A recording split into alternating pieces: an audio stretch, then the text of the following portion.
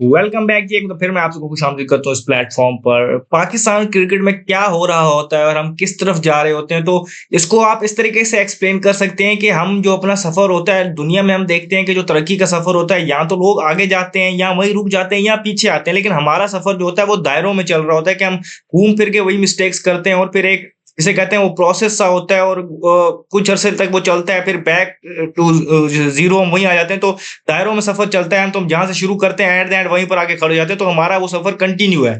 हम सब जानते हैं कि T20 वर्ल्ड कप में हमारी जो परफॉर्मेंस रही, हमने उनको यहाँ पर डिस्कस भी किया डिटेल में, सारी चीजें आपके सामने रखी, तो वो हमने आपको बता दिया, लेकिन वो फॉर्मेट था T20 का। अब आगे आपके पास जो आईसीसी इवेंट आने वाला है वो 2027 में ओडीआई वर्ल्ड कप आएगा, जो मेनली जिसे हम कहें तो साउथ अफ्रीका, जिम्बाब्वे और वहां नमीबिया पे खेला जाएगा। तो आपके पास वो जो चीजें, तो आपको उस हवाले से माइंडसेट बनाना होगा कि उन जगहों पर कौन परफॉर्म करता है, और उस हवाले से आपको एक टीम की जो जिसे कहते हैं बिल्डिंग, टीम बिल्डिंग का जो प्रोसेस है वो आज से शुरू हो जाना चाहिए, क्योंकि आपकी सीरीज आने लगी है।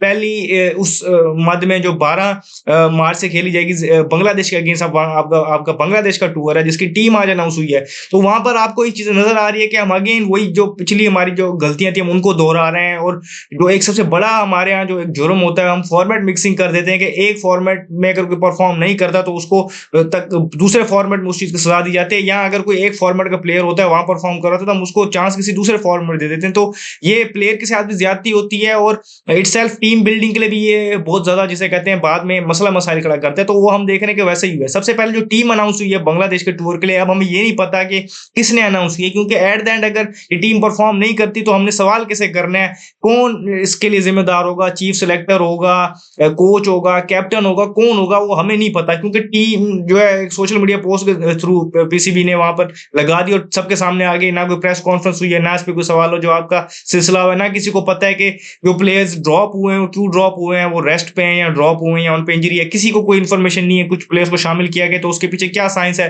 किसी को कुछ पता नहीं है। तो सारी स्पेकुलेशन और आप खुद से डिसाइड करें, क्योंकि कोई ऑफिशियल प्रेस कॉन्फ्रेंस वहां पर मौजूद नहीं है आपके सामने जिससे आप पता कर सकें कि क्या चीजें हुई हैं और कौन प्लेयर क्यों आया है। अब यहाँ पर अगर आपको बताएं कि जो स्क्वाड अनाउंस हुआ है तो उसमें जो बड़ी चीजें वो आपके सामने आ गई हैं, कि जिस तरीके से वहां पर बाबर आजम को ड्रॉप किया गया, साइम अयूब को ड्रॉप किया गया, नसीम शाह नहीं है वहां पर, मोहम्मद नवाज नहीं है। अब यहाँ पर फॉर्मेट मिक्सिंग को मैंने कहा था आपको, तो इस तरीके से देखें कि साइम अयूब को और बाबर आजम को अगर आप देखें तो T20 आई की परफॉर्मेंस पे उनको बाहर किया गया। सबसे पहले तो हमने शोर मचाया था कि T20 में बाबर की जगह नहीं बनती, यही चीफ सिलेक्टर आकिब जावेद उनको लेके आए थे, और फिर हमने देखा कि उसका क्या सिला हुआ। अब उन्होंने उसको ओडीआई से ड्रॉप किया या रेस्ट किया इसका हमें नहीं पता, लेकिन अगर आप देखें तो ओडीआई में ये उनका जिसे कहते हैं मोस्ट सूटेड फॉर्मेट है बाबर आजम के लिए, और इसमें वो बहुत सक्सेसफुल रहे हैं। पिछली सीरीज भी जो उन्होंने खेली थी वहां पर भी अगर आप देखें तो उनकी 100 से ज्यादा की एवरेज है और उन्होंने वहां पर परफॉर्म किया था, और अब यहाँ वो ड्रॉप हो गए हैं। फिर अगर हम साइम अयूब की बात करें तो उन्होंने 17 इनिंग्स खेली है पाकिस्तान के लिए ओडीआई फॉर्मेट में, और यहाँ पर उनकी अगर हम बात करें तो 47 की एवरेज है और 90 प्लस का स्ट्राइक रेट है। और यहाँ पर अगर हम देखें तो जहां पर आपने ओडीआई वर्ल्ड कप खेलना है साउथ अफ्रीका, वहां पर वो गए थे तो वहां पर उन्होंने बहुत आउटस्टैंडिंग परफॉर्मेंस दी थी। प्लस में यहाँ पर वो अपनी प्राइमरीली जॉब जो उनकी बैटिंग है वो बड़ी आउटस्टैंडिंग कर रहे हैं। साथ ही अगर हम बात करें तो बॉलिंग में भी आपको 10 ओवर का अपना कुशन देते हैं, जो लास्ट कुछ अरसे में देख रहे हैं वो परफॉर्म कर रहा था। तो इस फॉर्मेट में वो अपनी बैटिंग भी कर रहा था, तो जो वो T20 में उसका मसला था कि वो बैटिंग साथ कंट्रीब्यूट नहीं कर रहा था, उसके बरक्स ओडीआई में तो वही चीजें कर रहा था, लेकिन आपने उनको भी ड्रॉप कर दिया। फिर अगर हम यहाँ आपको ये बताते चलें कि कुछ प्लेयर्स को जो लाया गया है, जिसमें अगर हम बात करें तो शामिल हसन को, गाजी गौरी को और साद मसूद को, इनको स्क्वाड में शामिल किया गया। साहिबजादा फरहान भी जो अपनी जगह बनाने में कामयाब हो गए ओडीआई स्क्वाड में।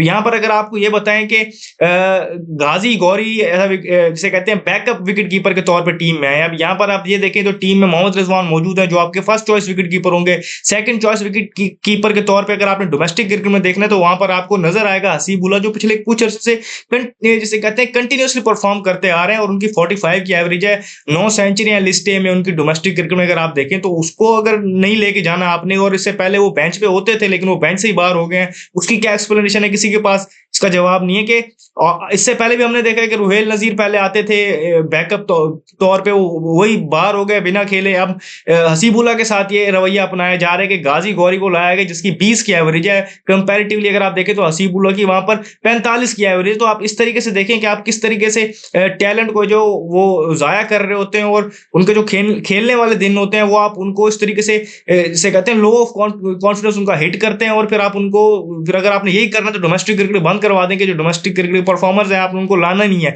नथिंग अगेंस्ट गाजी गौरी, उनके खिलाफ कोई बात नहीं है, लेकिन डिजर्विंग आप देखें तो आपके पास जो बैकअप विकेट कीपर के तौर पे अगर किसी को जाना चाहिए था, वो यहाँ पर सभी आपको ये कहेंगे हसीबुल्ला को जाना चाहिए था, लेकिन वो नहीं गए।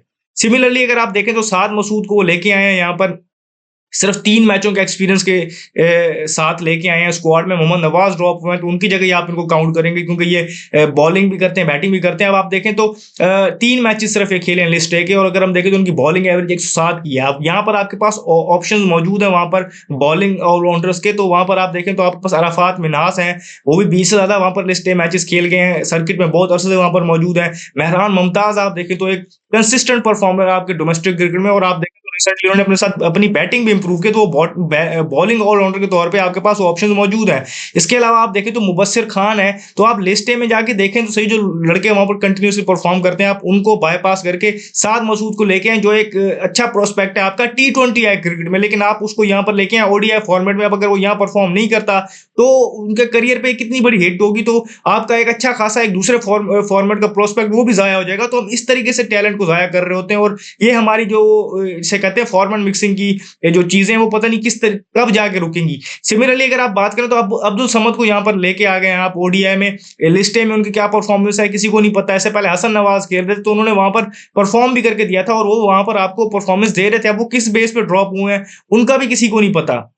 सुफियान मुकीम को हमने फील्डिंग का कह के बाहर किया हुआ था, वो कहाँ पर स्टैंड कर रहे हैं उनका भी किसी को नहीं पता। तो आप ये सारी चीजें आपके सामने है कि आपने फॉर्मेट मिक्सिंग किस तरीके से की है। आप साइम अयूब को आपने रेस्ट दिया या ड्रॉप किया मुझे नहीं पता, उसकी जगह आप शामिल हसन को लेके आए जो एक अच्छा प्रोस्पेक्ट है। ये हर जिसे कहते हैं आप उसको फॉर्मेट में ले सकते हैं, कॉन्फिडेंट प्लेयर है, अग्रेसिव क्रिकेट खेलता है, तकरीबन शॉट्स उसके पास सारी मौजूद है, अटैकिंग प्लेयर भी है, टॉल प्लेयर है और अक्लमंद प्लेयर है, उसको लेके आए हैं आप, उसे ओपन करवाएंगे। और बांग्लादेश मुश्किल कंडीशन होती है आप ये जानते हैं। अब वहां पर अगर वो परफॉर्म नहीं करते तो उसके बाद आपके पास क्या ऑप्शन होगा, उसके बाद उस पे करियर पे कितनी हिट आएगी, क्या आपको फिर बाद में आपका बैकअप प्लान क्या है, तो कोई इस चीज की इंफॉर्मेशन नहीं है। सिमिलरली मास सदाकत को लेके आए यहाँ पे, जो मोस्ट प्रोबेबली यहाँ पर 3 नंबर पे ही खेलेंगे, और वो 3 नंबर पे उन पे एक और एडिड रिस्पॉन्सिबिलिटी ये होगी कि वो बाबर आजम की पोजीशन है, वहां पर बाबर आजम खेलते हैं, तो वो एक एडिड रिस्पॉन्सिबिलिटी उसके साथ मौजूद है। साहिबजादा फरहान ने भी अभी तक ओडीआई में डेब्यू नहीं किया, वो भी वहां पर खेलेंगे। तो आपके अगर हम देखें तो टॉप 5 या 6 आपको बहुत नए चेहरे नजर आएंगे, और वो भी चैलेंजिंग कंडीशन में। तो ये आपने अपने लिए मसले मसाइल इस तरीके से खड़े किए हैं।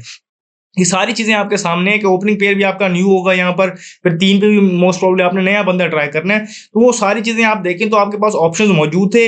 आपने फॉर्मेट मिक्सिंग के तौर पे T20 या वर्ल्ड कप की सजा के तौर पे आपने बाबर आजम और साइम अयूब को ओडीआई से निकाल दिया। सिमिलरली आपने ये चीजें की कि जो प्रोस्पेक्ट आपके T20 के फ्यूचर थे उनको आप उठा के इस ओडीआई फॉर्मेट लेके आए, जो लिस्ट ए के डोमेस्टिक के परफॉर्मर्स थे आपने उनको वहां पर चांस नहीं दिया। तो वो आप सारी चीजें अगर हम देखें तो स्क्वाड आपको एट द एंड ऐसा नजर आ रहा है कि हम कोई अपनी गलतियों से नहीं सीख रहे, जो पिछले कुछ अर्से से हम करते आ रहे थे वही सारा कुछ चल रहा है। फिर आपने जो एक खबर चल रही है कि 50 लाख का फाइन करना है, ना उसकी तस्दीक हो रही है ना तरदीद हो रही है, वो एक अलग आपने जगह सही का अपना सामान बनाया हुआ है। तो वो जो सिलेक्टर्स हैं जो चीजें कर रहे हैं उन पे तो फिर हिसाब से पता नहीं कितने करोड़ों का फाइन करना चाहिए। तो वो सारे आप जिसे जाए ना हायरार्की में जाके सबको फिर वो फाइन करें ना, अगर आपने ऐसे ही करना है। पहली बात तो ये किसी भी स्पोर्ट्स में ये चीज नहीं होती कि आपके पास फाइनेंशियल फाइन हो। अगर आपने उनको कोई चीज करनी है तो पर्टिकुलर फॉर्मेट से आप उनको ड्रॉप कर दें, यही आप कर सकते हैं। आप कैप्टन वगैरह करते हैं तो सैक कर दें, तो ये चीजें हो सकती हैं। ये फाइनेंशियल फाइन तो बहुत ही जिसे कहते हैं कि लो लेवल की चीज है, तो उस पर भी क्लैरिटी नहीं आई। तो उसके ऊपर आपने ये ओडीआई स्क्वाड सेलेक्ट करके, बातें तो पहले से चल रही थी, आपने उसको फिर से कहते हैं स्टैंप करके वापस कंफर्म कर दिए कि आपकी वहां पर थिंकिंग क्या है कि डिजर्विंग प्लेयर्स को आप ड्रॉप करके फॉर्मेट मिक्सिंग करके कुछ दूसरे फॉर्मेट के जो